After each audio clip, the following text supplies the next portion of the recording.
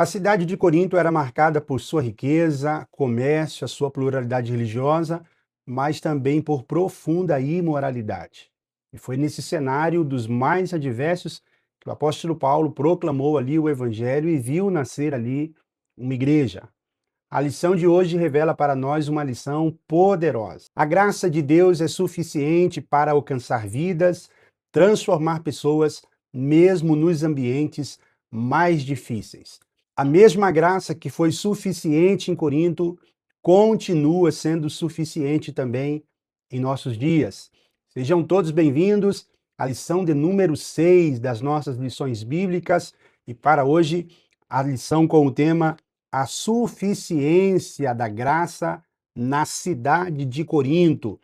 Nosso texto áureo está registrado em Atos, capítulo 18, versículo de número 10, que diz: Porque eu sou contigo, e ninguém lançará mão de ti para te fazer mal, pois tenho muito povo nesta cidade. Em quais circunstâncias será que está inserido este texto? Qual é o contexto vivido aqui pelo apóstolo Paulo?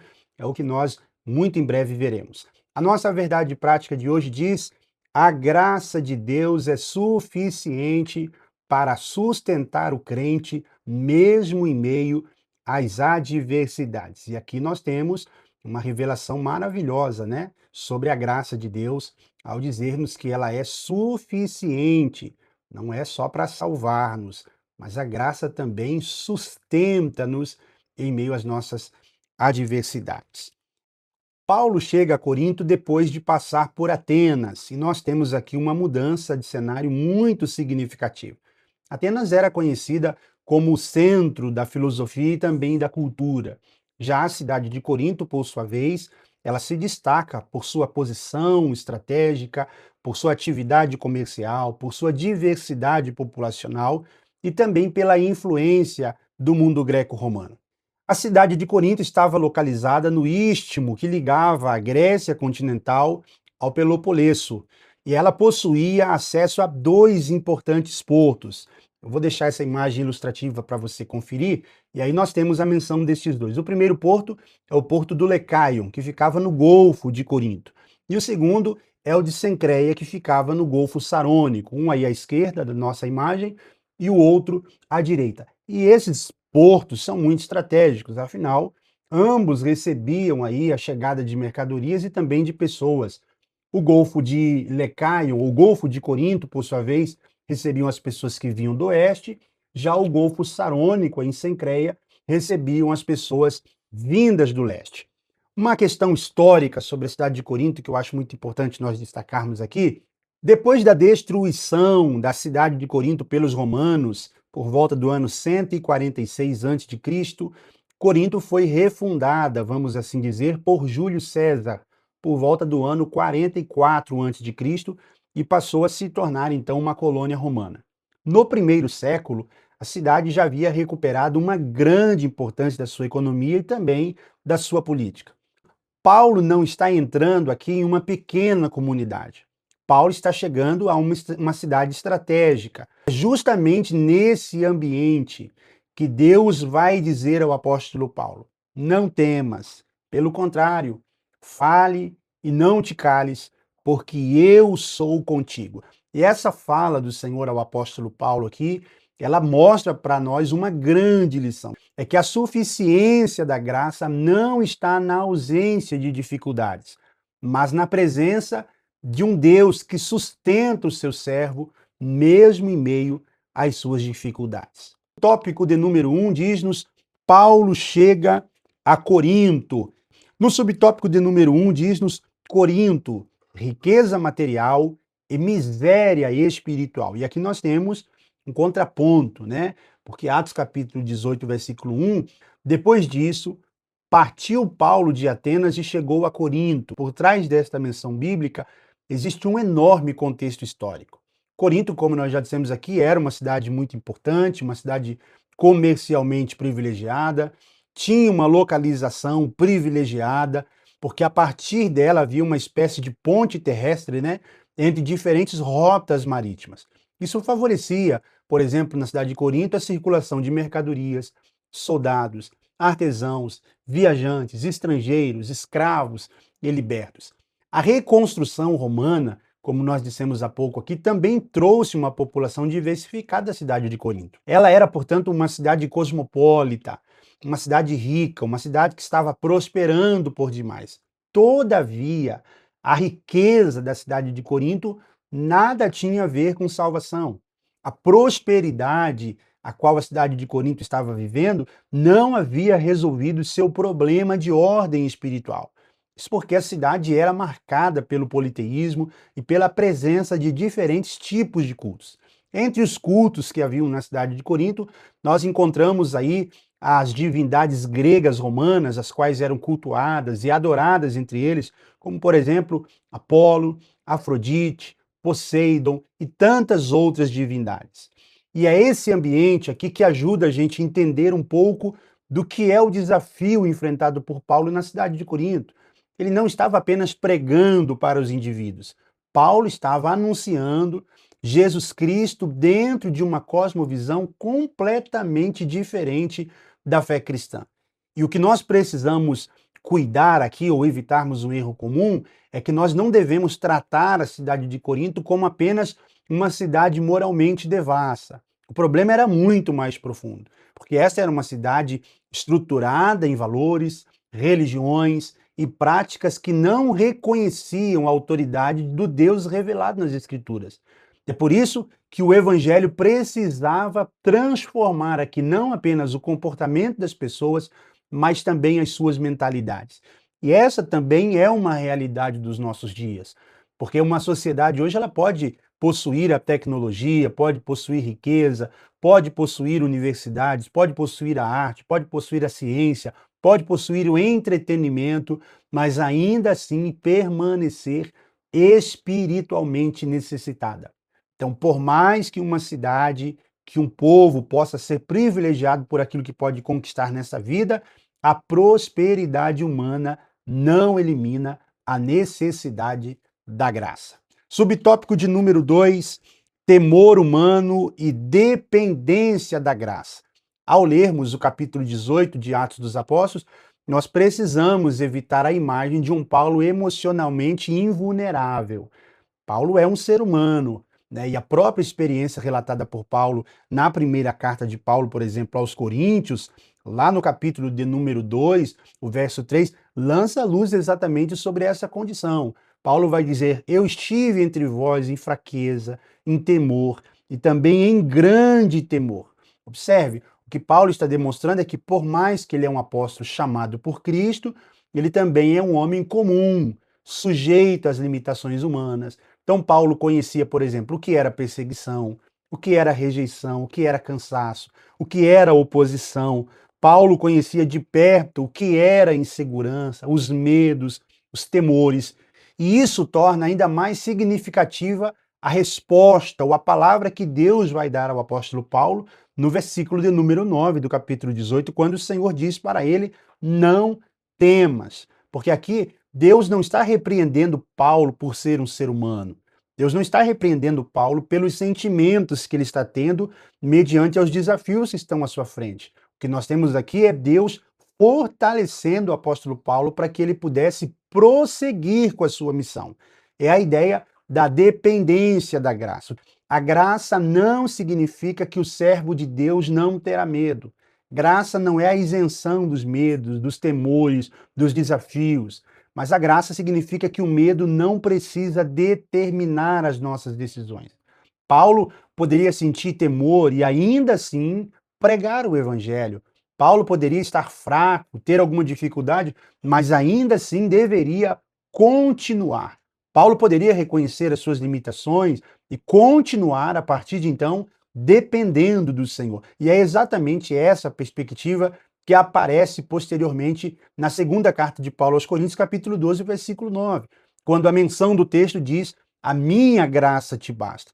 E apesar de nós termos esse texto do capítulo 12 da segunda carta em um contexto diferente, mas o princípio se aplica aqui. Ele se aplica, por quê? Porque ele expressa uma realidade fundamental ao ministério daqueles que servem a Deus. Deus não precisa tornar Paulo autossuficiente. Deus não precisa nos tornar autossuficientes.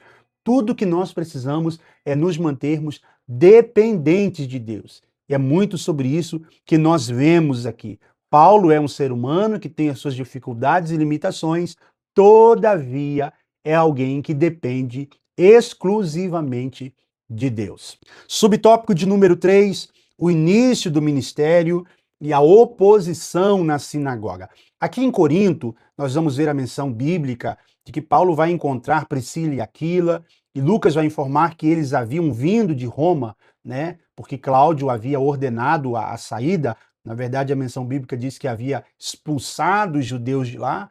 Esse episódio da expulsão dos judeus aqui de Roma, né, ele encontra um paralelo nos escritos de Seutônio, por exemplo, que foi um escritor romano, né, e ele registrou uma expulsão de judeus de Roma durante o governo de Cláudio. E a presença desse casal agora em Corinto está ligada, vamos assim dizer, a esse acontecimento político do Império Romano. Mas existe algo aqui que é mais importante ainda para nós pensarmos. E o que seria? É Deus transformar uma circunstância de deslocamento em uma oportunidade missionária. Se você se lembrar ao longo das nossas outras lições aqui, eu tenho demonstrado muito sobre isso. Deus se utilizando de oportunidades, de pontos de acesso, para que o evangelho seja proclamado, para que vidas sejam alcançadas. E o que nós temos aqui, mais uma vez, é exatamente isso. Priscila e Aquila são expulsos de Roma, mas em Corinto se encontram com Paulo e os três passam agora a trabalharem juntos. E aí nós temos então aqui a menção do trabalho de Paulo, conforme descrito em Atos capítulo 18, versículo de número 3, que nos diz: "E por ser do mesmo ofício, ficou com eles e trabalhava, pois tinham por ofício fazer tendas." O trabalho manual aqui não era algo incompatível com o ministério. Paulo trabalhava para sustentar a sua missão. Mais tarde, Paulo vai defender esse princípio diante dos coríntios, na sua primeira carta, capítulo de número 9, versículo 4. Paulo vai demonstrar que tinha o direito de comer, de beber, de desfrutar dos possíveis, vamos assim dizer, privilégios que o ministério pudesse oferecê-lo mediante ao reconhecimento da igreja. Entretanto, em determinadas situações, Paulo abria mão desse direito para não criar obstáculos ao evangelho. Temos também a menção da pregação. Atos 18:4 diz-nos: "Todos os sábados, porém, discorria na sinagoga, persuadindo tanto judeus quanto gregos." Aqui aparece novamente uma espécie de padrão missionário, né? É o ensino, a argumentação e a proclamação. E a reação aqui ela não é uniforme. Nós vemos isso também ao longo dos textos. Alguns ouvem, outros resistem, mas Atos 18:6 diz: "Opondo-se eles e blasfemando." Então, Paulo aqui afirma: "Desde agora eu vou para os gentios." E não significa aqui que Paulo vai abandonar os judeus. O que nós temos aqui é uma mudança de foco, né, naquele contexto específico. É uma aparente, vamos assim dizer, derrota, né, mas está preparando uma nova frente para o evangelho. É as portas se abrindo. Então, aqui na sinagoga, Paulo vai enfrentar a oposição. Aqui na sinagoga, Paulo não vai ser bem aceito e Paulo vai ter que sair desse ambiente. Mas quando essa porta está se fechando, Deus abre uma outra porta. E parece até uma canção, né? Uma porta se fecha aqui, outra porta se abre ali. É assim mesmo que acontece com o evangelho. A graça, ela vai proporcionando oportunidades com o propósito de que o evangelho seja anunciado e proclamado. Tópico de número 2, a continuidade da missão e o encorajamento divino. No subtópico de número 1 diz-nos a casa de justo e o avanço do evangelho. Atos capítulo 18, versículo 7, diz-nos assim: "Saindo dali, entrou na casa de um homem chamado Tício Justo, que era temente a Deus, e a casa era contígua, ou ao lado da sinagoga." Olha que coisa maravilhosa aqui, porque aqui nós encontramos uma bela expressão da providência divina. Paulo é rejeitado na sinagoga, Paulo deixa a sinagoga e logo ao sair da sinagoga, Deus já havia providenciado um novo espaço para que Paulo pudesse continuar pregando o evangelho. E onde foi isso? Na casa de um homem chamado Tício Justo. Nós temos um detalhe muito curioso aqui, porque essa ideia de contígua à sinagoga é muito significativo, né? O evangelho não saiu de Corinto porque alguns judeus rejeitaram uma mensagem de Paulo. Ele simplesmente mudou de endereço. Então acontece algo extraordinário na casa de Tício Justo, que é a menção do texto aí em dizer que Crispo, né, chefe da sinagoga, creu no Senhor com toda a sua casa. Agora imagine o próprio líder, ou um dos líderes aqui da sinagoga, crê na mensagem do apóstolo Paulo. Isso demonstra que nós não podemos transformar a resistência de alguns em diagnósticos do que Deus está fazendo com todos. Porque Lucas ainda acrescenta, também muitos dos coríntios ouvindo, criam e eram batizados. E o que nós temos aqui? O avanço da missão. Nós encontramos aqui um princípio muito importante. E qual é o princípio? A missão não depende da aceitação de todas as pessoas. É bem verdade que nem todos vão aceitar, é bem verdade que nem todos desejarão ouvir a mensagem do Evangelho. Mas, todavia, Paulo não precisava que toda Corinto aprovasse a sua mensagem. O que Paulo precisava era continuar fiel àquilo que Deus havia mandado ele fazer. E a pergunta que vem para nós é exatamente essa. Mediante aos desafios que nós enfrentamos na proclamação do Evangelho, as possíveis rejeições, aos possíveis nãos da vida, as pessoas que às vezes não querem nos ouvir, será que nós temos parado ou temos permanecido fiéis ao propósito que Deus tem, por sua vez, estabelecido em nossas vidas? Nós não podemos parar. Subtópico de número 2, o medo do apóstolo Paulo e a palavra que fortalece. E aí aqui nós estamos na espécie do coração, né, do capítulo de número 18. Porque no versículo de número 9, o texto diz: "Teve Paulo durante a noite uma visão em que o Senhor lhe disse: não temas, pelo contrário, fala e não te cales." Olha o que Deus está dizendo aqui. Deus não está dizendo para Paulo: Paulo, olha, fique tranquilo, não haverá oposição ao seu ministério. Deus não está dizendo para Paulo: Paulo, fique tranquilo, ninguém vai se opor a você. Não é isso que Deus diz. Deus deixa claro a Paulo: não temas. Deus não está dizendo que vai remover os inimigos. Deus não está dizendo que vai remover a oposição. O que Deus vai dizer para Paulo? O Senhor vai dizer: eu serei contigo. Eu sou contigo. E essa é uma diferença maravilhosa, porque a segurança de Paulo não estava nas circunstâncias. A segurança do apóstolo Paulo estava na presença de Jesus juntamente dele.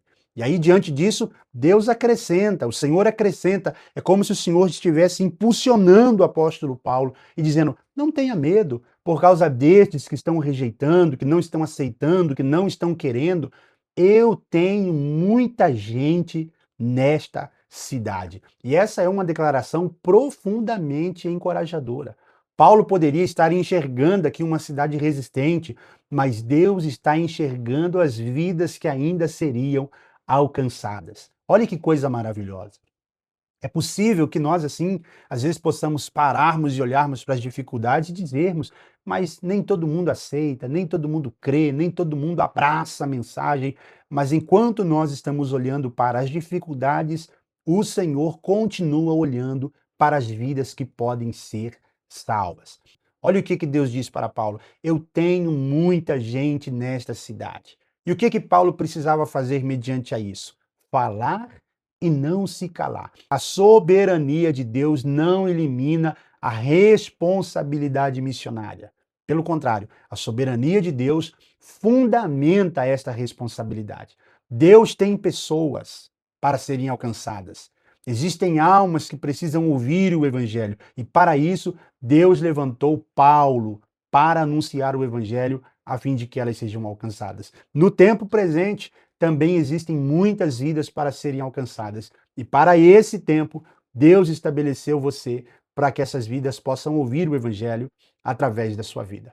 Subtópico de número 3: graça suficiente, perseverança e transição. Versículo de número 8 do capítulo 11 diz: e ali permaneceu 1 ano e 6 meses, ensinando entre eles a palavra de Deus. E esta é uma informação muito fundamental aqui, porque Paulo não apenas evangelizou os coríntios, Paulo gastou tempo, e essa ideia de permanecer é a ideia do discipulado, né, de desenvolver um relacionamento. Paulo permanece fazendo o quê? Ensinando esse povo, ensinando a eles a palavra de Deus. A missão apostólica, ela incluía tanto a proclamação do evangelho como também a formação.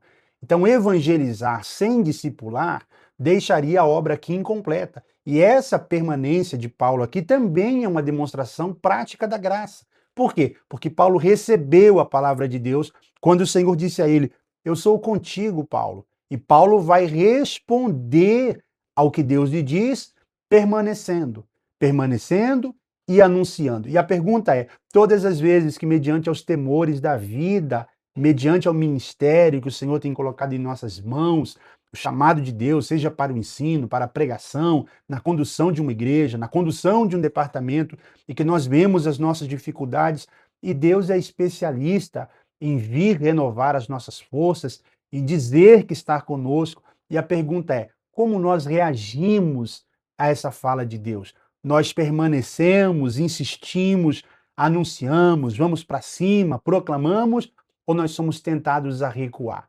Paulo responde permanecendo. Aí, a partir daqui, nós temos uma transição muito importante, porque Corinto, posteriormente, será uma cidade cheia de desafios, uma igreja cheia de desafios.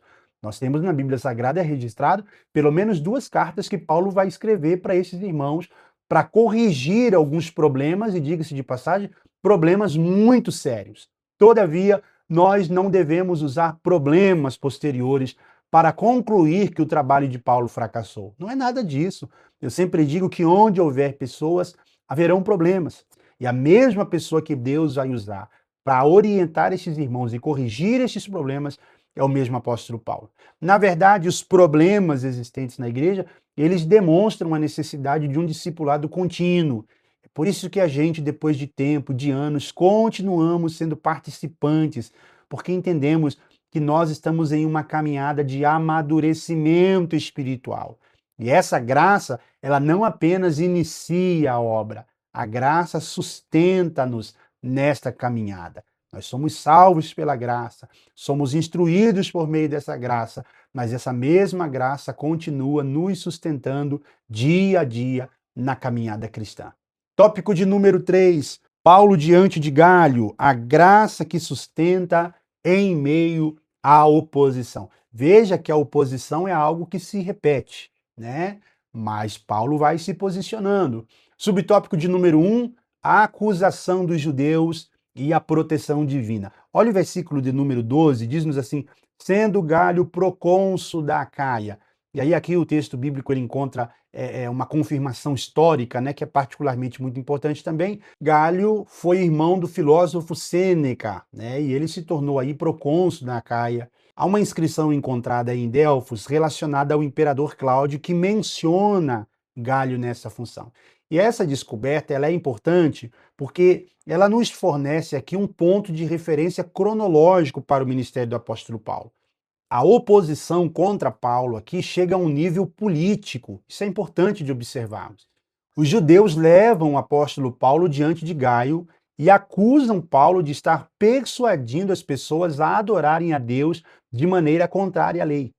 Mas Galho, entendendo de que se tratava de uma questão interna religiosa, ele decide não mover-se em favor disso.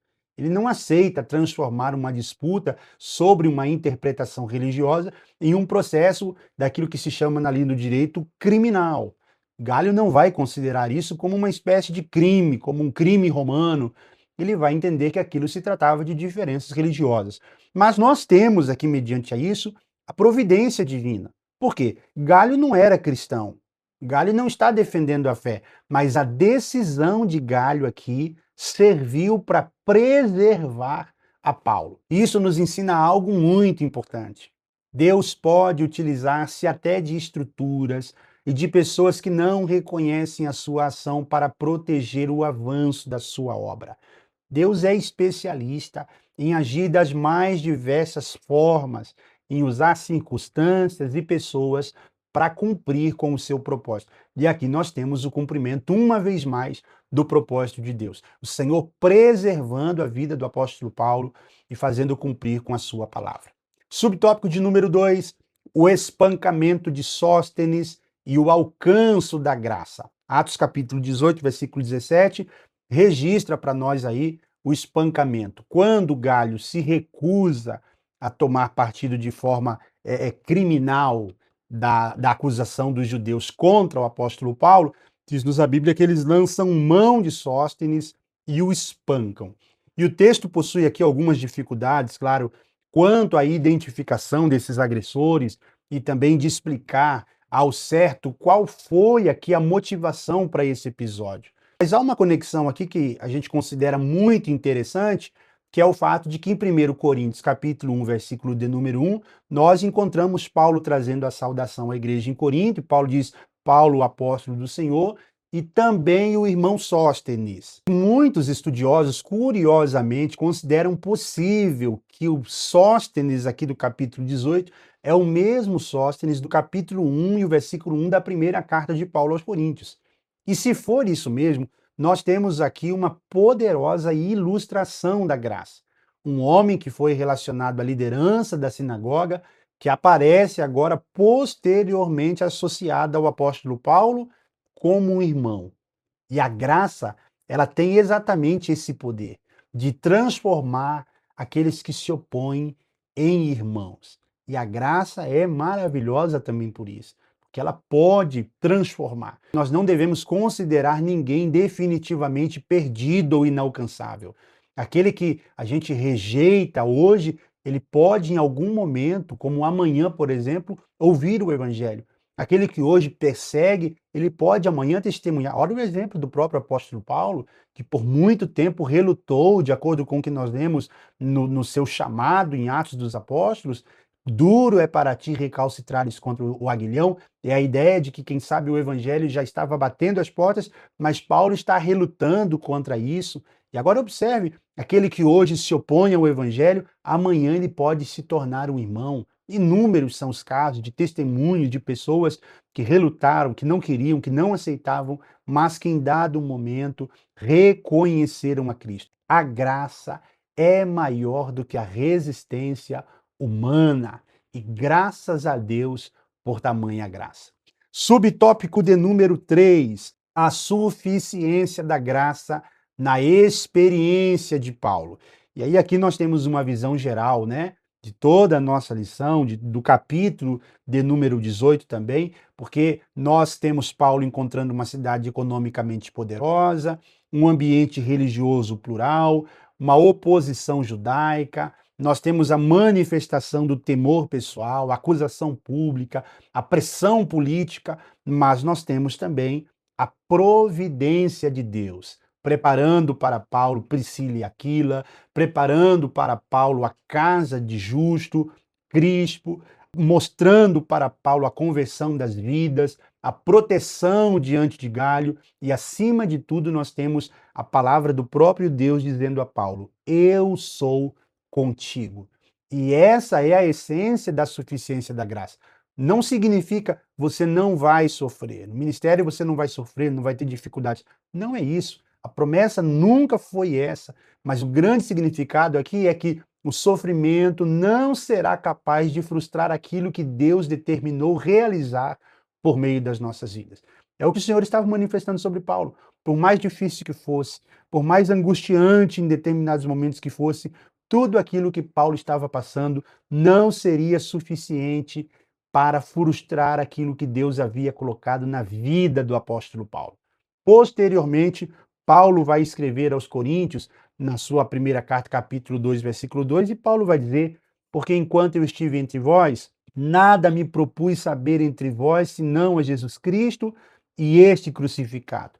É Paulo demonstrando que, independente do que tenha acontecido, ele se ocupou a anunciar unicamente a Cristo. E na segunda carta, no capítulo de número 12, o verso 9, a minha graça te basta. E como eu já disse aqui, por mais que o texto esteja em um outro contexto da vida de Paulo, mas o princípio se aplica para todos os desafios que nós enfrentarmos no ministério, na obra missionária, não vai nos faltar a graça de Deus. E essa graça verdadeiramente nos basta. E aí nós temos aqui aquilo que dentro de alguns entendidos dizem é uma linha que atravessa todo o ministério do apóstolo Paulo. Por quê? Paulo não é sustentado pela autoconfiança.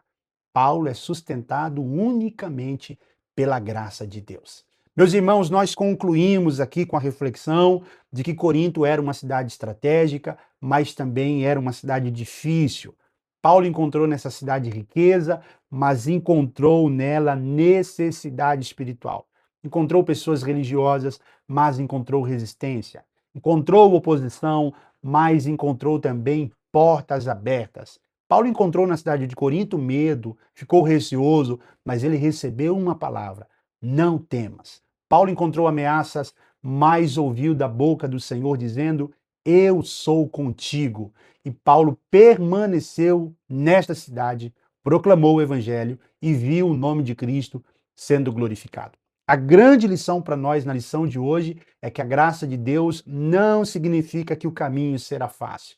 A graça, ela significa que Deus será suficiente para nos fazer permanecermos fiéis, mesmo quando as dificuldades se apresentarem.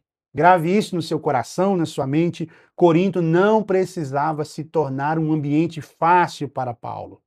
Paulo é que precisava permanecer dependente da graça de Cristo Jesus e permanecer em Corinto. E essa é uma palavra muito importante para nós. Nós não precisamos ser suficientes em nós mesmos.